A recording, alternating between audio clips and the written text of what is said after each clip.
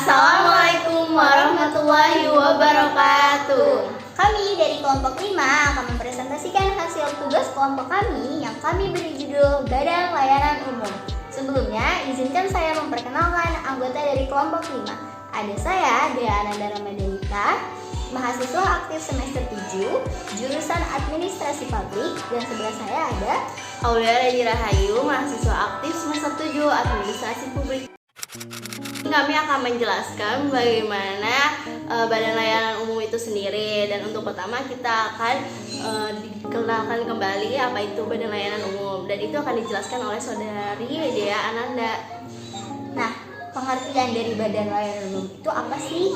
Badan Layanan Umum atau yang disingkat dengan BLU adalah instansi di lingkungan pemerintah yang dibentuk untuk memberikan pelayanan kepada masyarakat berupa penyediaan barang atau jasa yang dijual atau tidak mengutamakan keuntungan, dan dalam melakukan kegiatannya didasarkan pada prinsip efisiensi dan produktivitas. Nah, kan kita udah tahu nih ya deh pengertian dari Badan Layanan Umum ini apa. Nah, kira-kira nih Badan Layanan Umum ini tuh dilindungi sama hukum gak sih? Kalaupun iya, kira-kira ada gak sih dasar hukum dari Badan Layanan Umum ini? Nah, iya itu sebenarnya dasar hukum dari Undang-Undang BLU itu ada. Nah, ada 3, yaitu ada macam-macam dasar hukum dari BLU sendiri nih.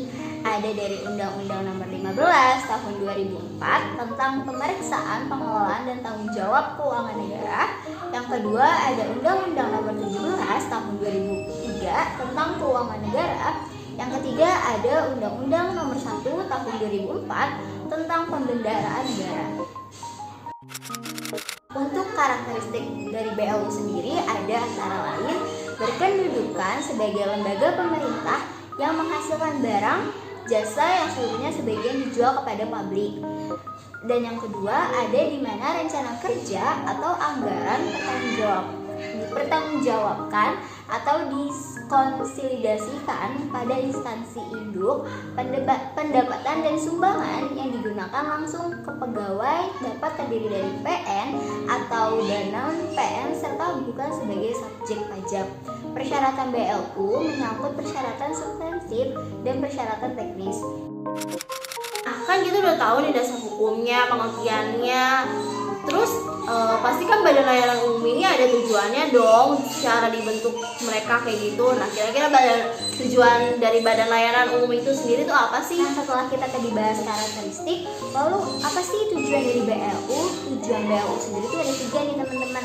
Yang pertama itu dapat dilakukan peningkatan pelayanan instansi pemerintah kepada masyarakat dalam rangka memajukan kesejahteraan umum dan mencerdaskan kehidupan bangsa.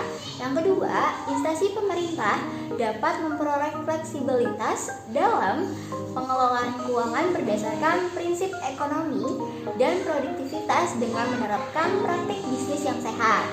Yang ketiga, dapat dilakukan pengamanan atas aset negara yang dikelola oleh instansi terkait. Jadi itu 3 macam dari tujuan BLU sendiri. Nah, di dalam Badan Layanan Umum ini juga ada jenis-jenis rumpunnya, dan itu terdiri dari 3 rumpun, yaitu yang pertama ada rumpun kegiatan penyediaan jasa atau barang. Nah, salah satu contohnya itu di bidang kesehatan dan pendidikan. Dan untuk yang kedua ada rumpun kegiatan pengelolaan wilayah. Salah satu contohnya itu adalah otorita. Dan yang rumpun yang terakhir, yang ketiga, ada rumpun pengelolaan dana khusus, contohnya dana bergulir UKM dan juga penerusan pinjaman tabungan perumahan. Nah, ternyata nih di Badan Layanan Umum itu sendiri ternyata ada asasnya ya kan? Nah, kira-kira apa sih asasnya deh? Selanjutnya ada asas-asas dari BLU. Nah, kalau teman-teman nggak tahu, aku bakal baca ini asas-asas dari BLU sendiri. Itu tuh apa aja? Yang pertama itu BLU beroperasi sebagai unit kerja kementerian atau negara lembaga pemerintahan daerah untuk tujuan pemberian layanan umum. Yang kedua, BLU merupakan bagian dari perangkat atau pencapaian tujuan kementerian dalam pemerintahan daerah. Yang ketiga, pemimpin lembaga atau gubernur bertanggung jawab dalam pelaksanaan kebijakan penyelenggaraan pelayanan umum yang didelegasikan kepada BLU dari segi manfaat pelayanan yang dihasilkan. Dan untuk selanjutnya ada juga asas BLU. Tambahan lainnya adalah di mana pejabat yang ditunjuk mengelola BLU itu bertanggung jawab atas pelaksanaan kegiatan pemberian layanan umum yang didelegasikan kepadanya oleh menteri atau pimpinan lembaga ataupun gubernur ataupun bupati dan ataupun wali kota. Dan selanjutnya rencana kerja dan anggarannya itu serta laporannya dan kinerja BLU disusun dan disajikan sebagai bagian yang tidak terpisahkan dari rencana kerja dan anggaran serta laporan keuangan dan kinerja Kementerian Negara atau lembaga ataupun pemerintah daerah. Selanjutnya ada lagi nih, BLU mengelola penyelenggaraan layanan umum sejalan dengan praktek bisnis yang sehat. Selanjutnya ada BLU menyelenggarakan kegiatannya tanpa mengutamakan pencarian keuntungan. Biar agar BLU ini terlaksana, kira-kira kan butuh perencanaan dan anggaran ya. Perencanaan anggaran itu tuh apa sih? Nah, jadi teman-teman dan dia juga di dalam badan layanan umum itu juga ada perencanaan dan anggaran. Itu gunanya untuk badan layanan ini itu ada prospeknya, ada rencananya dan bagaimana pengelolaan dalam anggarannya. Dan perencanaan anggarannya ini dijelaskan seperti BLU akan membuat rencana strategis bisnis secara 5 tahunan yang mengacu pada Renstra KL RPJMD.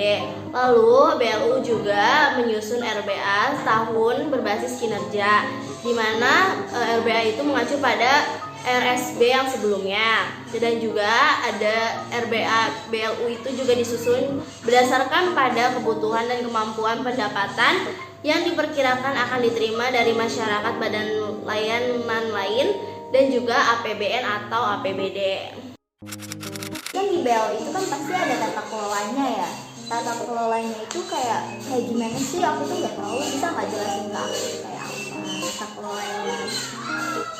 Nah, di dalam badan layanan umum ini tata kelolanya adalah umum ini juga ada tata kelolanya, di mana badan layanan umum ini wajib menerapkan tata kelola yang baik dengan berpedoman pada peraturan menteri PMK 129 atau PMK nomor 5 tahun 2020, di mana ketentuan peraturan perundang-undangan yang terkaitnya itu mengutamakan praktik bisnis yang sehat dengan efisiensi dan produktivitas, dan juga memiliki prinsip transparansi, akuntabilitas, responsibilitas, serta independensi. Dan untuk menerapkan efisiensi pada badan layanan umum ini, maka tata kelola dibagi menjadi banyak bidang. Yang pertama ada di bidang kelembagaan. Karena bersifat operasional, maka dalam kelembagaan ini diharuskan untuk tunduk pada peraturan-peraturan perundangan yang berlaku pada masing-masing menteri. Lalu untuk instansi yang menerapkan PKBLU memerlukan perubahan status ataupun struktur dalam kelembagaannya, maka perubahan tersebut harus berpedoman pada ketentuan yang ditetapkan oleh Menteri Pendayagunaan Aparatur Negara. Dan yang kedua ada pejabat pengolahan, di mana terdiri dari pemimpin BLU sebagai penanggung jawab operasional dan keuangan BLU. Lalu ada pejabat keuangan yang hanya sebagai penanggung jawab dalam keuangan saja, serta pejabat teknis BLU sebagai penanggung jawab teknis di bidang masing-masing. Dan itu semua pejabat pengelolanya itu berasal dari PNS maupun non-PNS.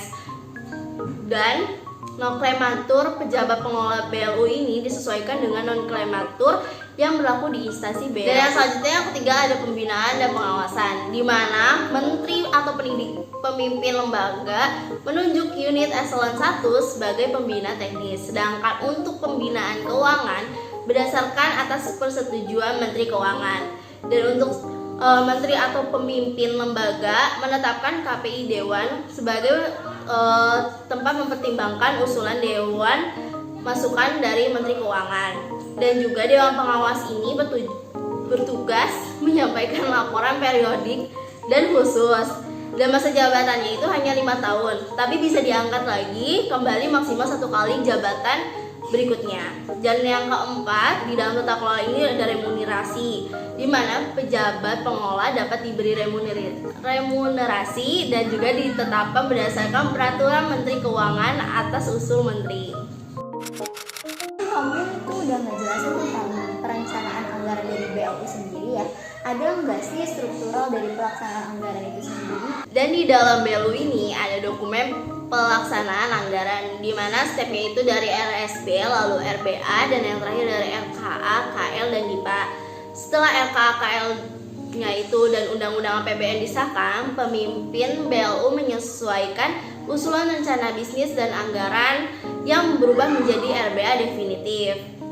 Dan di dokumen pelaksanaan anggaran BLU ini sekurang-kurangnya memuat yang pertama ada seluruh pendapatan dan belanja BLU, yang kedua ada proyeksi arus kas, dan yang ketiga ada jumlah dan kualitas barang dan atau jasa yang dihasilkan.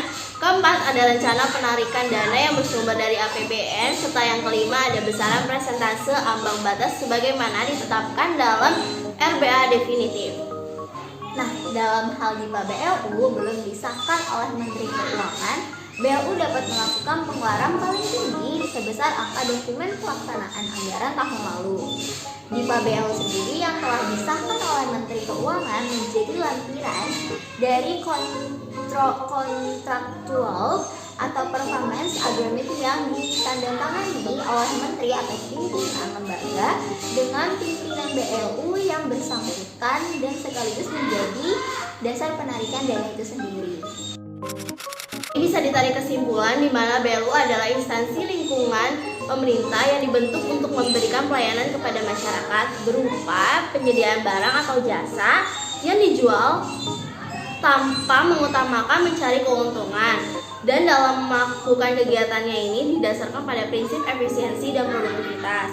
BLU ini juga dikendalikan melalui budget dan akuntabilitas, namun tetap diberikan fleksibilitas dalam manajemen operasionalnya, sehingga ada keleluasaan untuk menerapkan praktek-praktek bisnis yang sehat untuk meningkatkan pelayanan kepada masyarakat dalam rangka memajukan kesejahteraan umum dan mencerdaskan kehidupan bangsa sebagai pengecualian dari ketentuan pengelolaan keuangan daerah pada umumnya. Teman-teman sekarang udah pada tahu kan apa itu BLU sendiri.